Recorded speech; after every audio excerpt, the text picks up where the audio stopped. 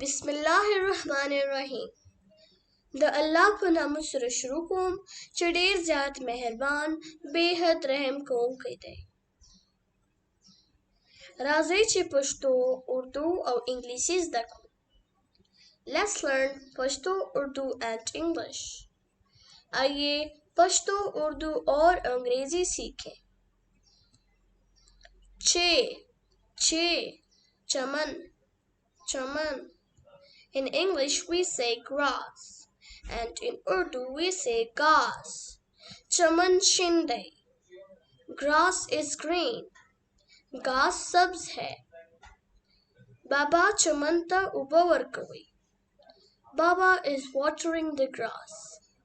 बाबा घास को पानी दे रहा है। मुश चमन पाक सातू। मुश चमन पाक सातू। We keep the grass clean. हम घास को साफ रखते हैं। चीना चीना।